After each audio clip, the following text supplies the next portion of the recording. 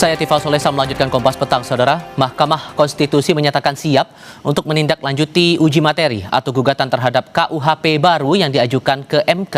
Wakil Ketua MK Saldi Isra menegaskan pengujian undang-undang merupakan proses konstitusional yang biasa dilakukan. Total 8 permohonan uji materi terhadap KUHP baru tercatat masuk ke MK.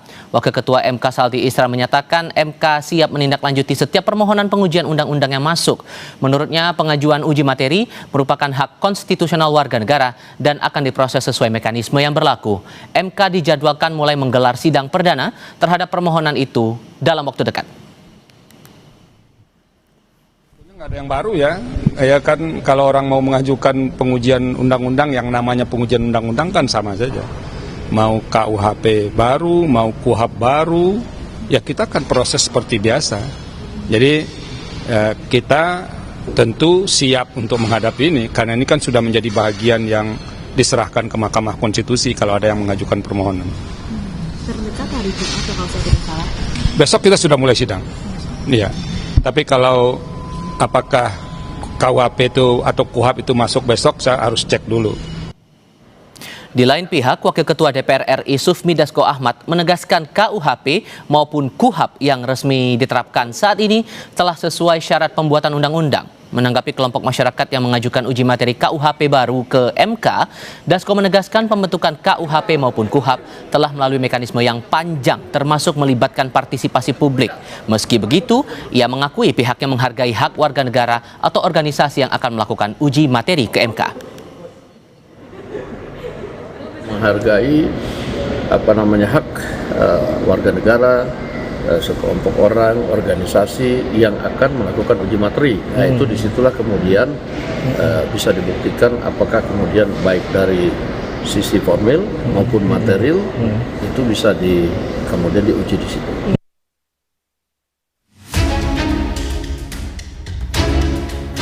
Tanggal 2 Januari lalu, pemerintah resmi memberlakukan KUHP dan KUHP baru.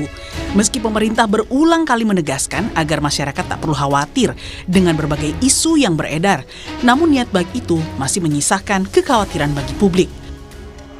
Terutama terhadap pasal-pasal yang rawan disalahgunakan dan rawan kriminalisasi. Direktur Amnesty International Indonesia Usman Hamid menyatakan KUHP dan KUHP memiliki peran sentral dalam menegakkan demokrasi.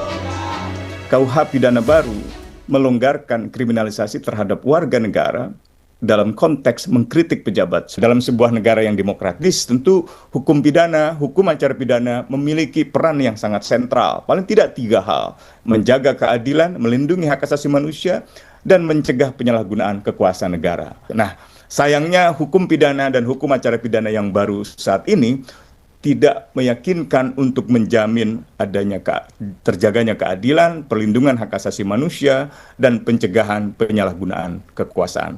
Karena itu kami mendesak agar kedua undang-undang ini dibatalkan. Menanggapi kecemasan di masyarakat, Wakil Menteri Hukum Edi Hiarie buka suara soal polemik terhadap beberapa pasal dalam KUHP baru. Salah satunya pasal 218 tentang penghinaan presiden dan wakil presiden dan pasal 256 tentang penyelenggaraan unjuk rasa dan demonstrasi tanpa pemberitahuan. Dalam pasal 218 ayat 1 diatur, setiap orang yang di muka umum menyerang kehormatan atau harkat dan martabat diri presiden dan atau wakil presiden dipidana dengan pidana penjara paling lama 3 tahun atau pidana denda paling banyak kategori 4. Menurut Edi, pasal tersebut tidak disahkan untuk menekan kebebasan berdemokrasi dan kebebasan berekspresi maupun melarang kritik publik. Presiden dan wakil presiden itu punya pendukung. Minimal adalah 50% plus 1 ketika dia ikut dalam pemilihan presiden. Bapak Ibu saudara-saudara bisa bayangkan kalau pendukungnya tidak menerima presiden dan wakil presidennya itu dihina terus kemudian terjadi anarkis. Lalu apa yang mau kita katakan? Tapi dengan adanya pasal ini, kalau ada bahasanya kan seperti ini, wong presiden saja yang dihina, tidak apa-apa kok yang pendukungnya sewot, kan kira-kira seperti itu. Jadi ini adalah kanalisasi. Bahwa pasal ini sama sekali tidak dimaksudkan untuk mengekang kebebasan berdemokrasi, kebebasan berekspresi, termasuk di dalamnya tidak melarang kritik. Mengapa kritik ini? Karena kritik dan menghina itu adalah 2 hal yang berbeda. Jadi Yang dilarang betul di dalam pasal 218 ini adalah menista atau memfitnah. Terkait isu demonstrasi dalam pasal 256, pemerintah menegaskan sifatnya adalah pemberitahuan bukan izin. Edi menjamin jika penanggung jawab sudah memberitahukan aksi kepada polisi, mereka tidak bisa dipidana meski terjadi keonaran karena kewajiban hukumnya telah gugur. Jadi setiap orang yang akan mengadakan demonstrasi atau pawai intinya harus memberitahukan kepada polisi. Kata-kata di situ adalah memberitahukan, bukan izin. Mengapa pasal ini harus ada? Ya, sekali lagi mengapa pasal ini harus ada? Karena ini berdasarkan pengalaman yang pernah terjadi di Sumatera Barat, di mana sebuah mobil ambulans yang membawa pasien itu, dia mati di dalam karena terhadang oleh demonstran. Jadi tujuan memberitahu ke aparat keamanan supaya bisa mengatur lalu lintas. Demonstrasi kita menjamin kebebasan berbicara, tetapi kita harus ingat juga bahwa ada hak dari pengguna jalan. Meski pemerintah menjamin KUHP dan KUHAP baru telah dirancang seimbang guna menciptakan peradilan pidana terpadu, nyatanya gugatan terhadap pasal 218 KUHP didaftarkan oleh mahasiswa program studi hukum dari Universitas Terbuka Afifah Nabila Fitri dan 11 mahasiswa lainnya pada 29 Desember 2025. Dalam petitumnya, para pemohon meminta MK untuk menghapus pasal tersebut karena menimbulkan fear effect atau kondisi psikologis warga negara merasa takut dan terintimidasi. Selain itu, menurut pemohon, pasal ini mengancam kebebasan berpendapat dan demokrasi di Indonesia. Tim Liputan, Kompas TV.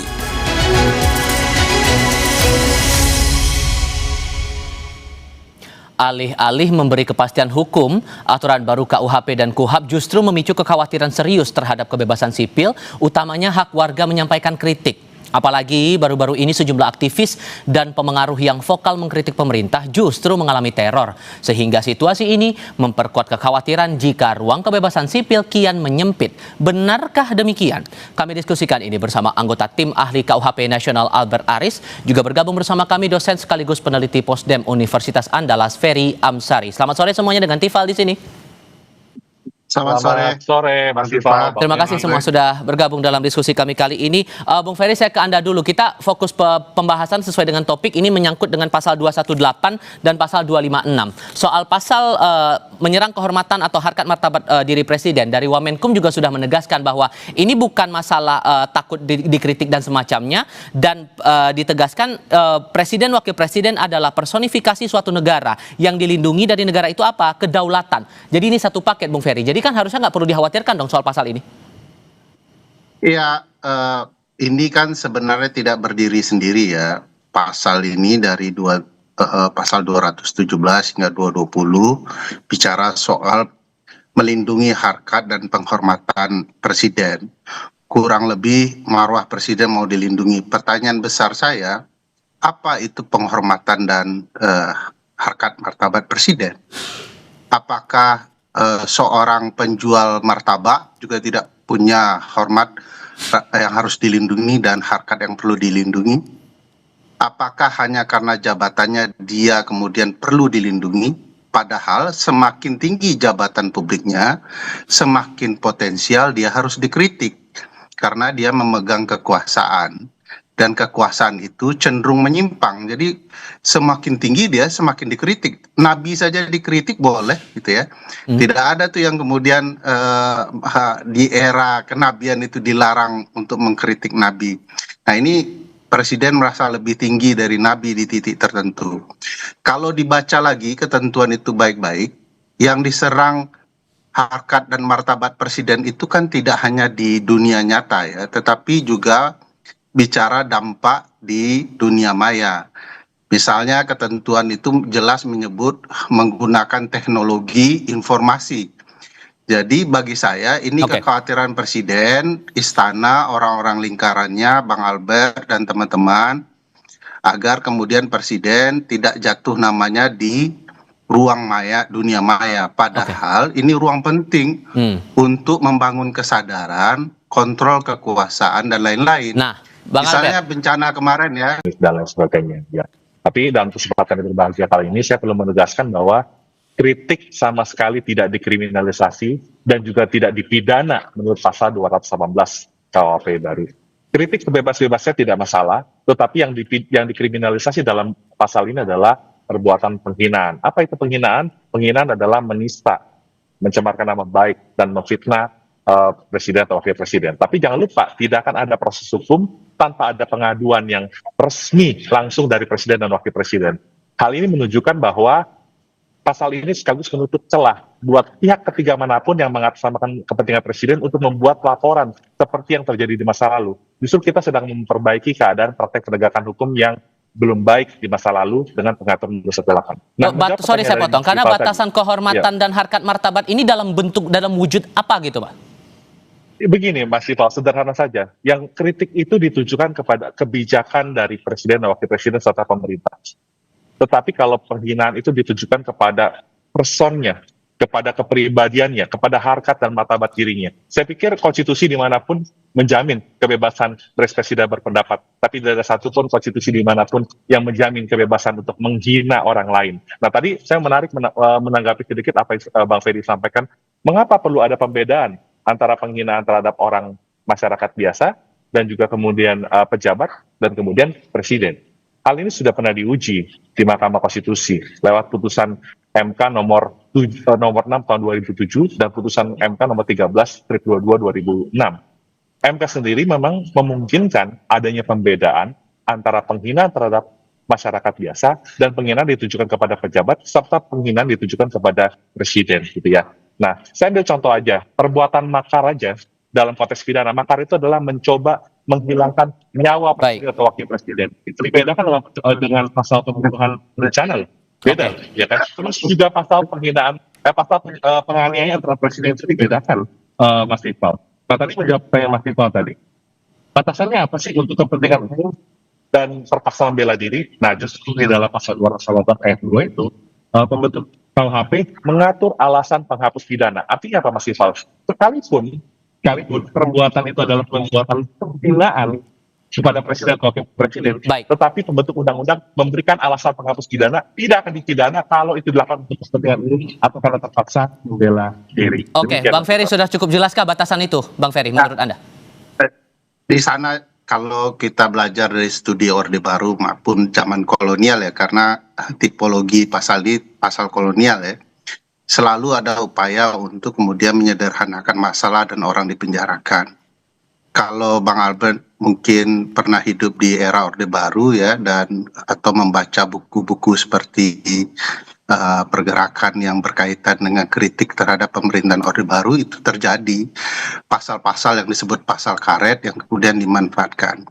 Kedua, misalnya kalau bicara bahwa ini delik aduan, kan disederhanakan, lebih dimudahkan delik aduannya. Presiden melalui kantornya bisa mengirimkan surat. Nah, perlu diketahui bahwa polisi dan jaksa kan anak buah presiden ya. Gimana dia kemudian tidak akan bergerak untuk melindungi martabat presiden. Padahal hal itu remeh-temeh. Misalnya saya mau mengkritik cara presiden yang salah terus menyebut tahun ya, dari 2021, 2025. Ini presiden punya pemikiran yang fokus atau tidak? Apakah itu juga menjatuhkan marwah presiden? Anda berarti meragukan kalau kemudian presiden wakil presiden akan langsung menyampaikan aduan itu ke polisi, malah akan ada kuasanya untuk mengadukan pasal itu? Saya pada titik tertentu yakin surat itu akan mempermudah orang dipidanakan dan ditakut-takuti dalam hal berurusan dengan presiden. Padahal konsepnya beda sekali antara pasal kolonial KUHP dengan harusnya negara demokrasi kita saat ini. Karena kan konsep kolonial kan sangat raja ya. Sementara kita menganut sistem presidensial. Biasa saja mengkritik presiden. Donald Trump sedang habis-habisan dikritik sekarang. Dan kerjaan Donald Trump meniru Pak Prabowo juga dengan pasal-pasal ini ya. Menakut-nakuti orang untuk kemudian diancam.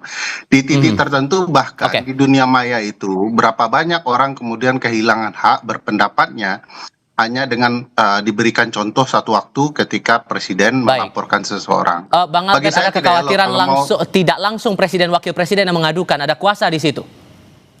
Ya, bukan kuasa ya, tapi gini, presiden dapat Kasih surat. membuat pengaduan secara tertulis gitu ya. Tetapi begini, kita tahu presiden juga tidak diwajibkan untuk menggunakan haknya untuk mengadu. Artinya gini, kalau betul terjadi penghinaan, misalnya kepada presiden dan wakil presiden, presidennya tidak mau membuat pengaduan, ya artinya pendukungnya, simpatisannya juga tidak akan bisa membuat pengaduan atau laporan. Nah, inilah yang saya lebih katakan, mudah Mas sekarang, Iqbal, Pak Albert, dengan surat justru saja. ini adalah keseimbangan antara kebebasan berekspresi dan berpendapat dan juga hak dari presiden untuk membuat pengaduan. Sehingga kalau saya perlu menyampaikan bahwa sekali lagi kritik sama sekali tidak dipidana.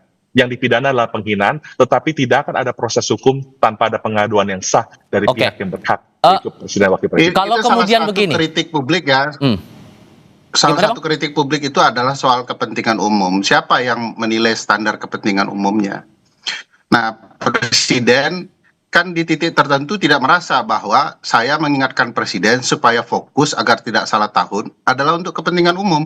Ya. Tidak elok bagi kepentingan umum presiden salah-salah tahun. Hal yang remeh-temeh seperti itu saja presiden tidak ingat, apalagi nama Bang Albert Aris begitu ya. Gini, Jadi bagi saya untuk kepentingan umum ini yang bisa ditarik boleh saya kasih contoh, Bang Ferry, satu, apa itu kepentingan umum? Alasan Iya, kepentingan penghapus umum pidana, Pak Albert dengan Pak Presiden, betul. Tapi kan polisi dan norma jaksa ini sebagai netral, lawan Bang presiden Ferry. berbeda. Yang saya maksud begini, Mas Dipal, ini penting untuk diketahui masyarakat. Saya mau mengingatkan kasus Bang Haris dan Fathia. Alasan penghapus pidana yang ada dalam pasal 310 KUHP tentang penghinaan terhadap orang biasa itu juga diatur sama untuk penghinaan terhadap presiden. Dan jangan lupa, alasan itu digunakan juga untuk kepentingan pembelaan, dan kita menyaksikan bahwa kasus Haris Fathia itu adalah bukti perjuangan di pengadilan itu membuahkan hasil yang baik dan nyata. Buktinya Saya Haris dan pikir Fathia kasus diputus bebas. Haris dan Fathia itu dengan Pak Luhut ya, belum pernah jadi presiden. Tapi ini Bukan, tapi presiden kita tahu, atasan Pak Luhut jaksa, pada waktu itu adalah atasan pejabat polisi aktif loh. yang pada titik tertentu akan Menko menjalankan perkara investasi pasal-pasal dan ini juga, secara tidak maritim. berimbang. Saya Dan bagi pikir saya tidak kondisinya sehat sama. ya, Itu orang kan- nomor satu malah mempidanakan warganya sendiri. Jadi kalau mau Sorry, saya harus presiden sela dulu di siap situ. tabah begitu ya. Oke, saya harus sela dulu di situ. Karena yang mau saya konfirmasi juga begini, Bung Albert. Ada mahasiswa yang menggugat pasal ini ke MK dan menilai pasal 218 ini menimbulkan fear effect. Kondisi psikologis warga negara merasa takut dan terintimidasi kalau menyampaikan kritik. Masuk akal nggak? Pertama begini, justru baik adanya judicial review itu untuk menguji konstitusionalitas dan sejauh mana norma itu bertentangan dengan konstitusi, itu pertama. Yang kedua, fear effect yang dikhawatirkan oleh teman-teman mahasiswa tadi tentunya menjadi tidak beralasan. Mengapa saya katakan tidak beralasan? Karena justru sebelum ada pasal ini, kita menyaksikan banyak sekali praktek pelaporan mengutangkan atas nama presiden. Sebenarnya presiden tidak pernah membuat laporan, tetapi perkara tersebut diproses hingga dinyatakan bersalah. Justru kita memperbaiki loh Bang Ferry, keadaan-keadaan praktek penegakan hukum di masa lalu yang belum baik tadi. Dengan apa caranya? Mengkanalisasi semua laporan-laporan yang tidak ada dasarnya itu atau tidak memiliki relevansi dalam satu pasal. Dan saya perlu mengingatkan, presiden tidak wajib menggunakan haknya untuk membuat pengaduan. Senyata apa fear effect ini menurut Anda, Bung Ferry? Dapat kan? Ya tidak wajib. Jadi presiden bisa dengan sesuka hati malah kemudian untuk menentukan kasus mana yang akan dilaporkan dan mana yang tidak. Bagi saya begini ya, seringkali teman-teman di dunia hukum, terutama yang berpihak kepada negara, tidak melihat problematika di lapangan antara orang papa dengan orang yang berkuasa. Ini kan presiden di titik tertentu ya, dia berlaku dan bertindak bak raja ya, dengan batasan-batasan konstitusional yang dia miliki. Bayangkan kalau kemudian ada seseorang yang dilaporkan, itu dampaknya luar biasa. Itu yang disebut oleh teman-teman mahasiswa sebagai fear effect itu. Belum lagi kita bicara ya. Oke, sorry, harus saya sela dulu karena tampaknya kita harus menyudahi diskusi ini. Kita akan coba lagi untuk di kesempatan berikutnya. Bung Ferry, Bang Albert, terima kasih sudah berdiskusi bersama kami. Selamat sore semuanya. Terima kasih semua. Terima kasih Bang Ferry. Diskusi lain hadir sebentar lagi. Presiden Amerika Serikat Donald Trump dan timnya sedang mempertimbangkan berbagai opsi untuk mengakuisisi Greenland milik Denmark, termasuk menggunakan militer. Tetap di Kompas TV.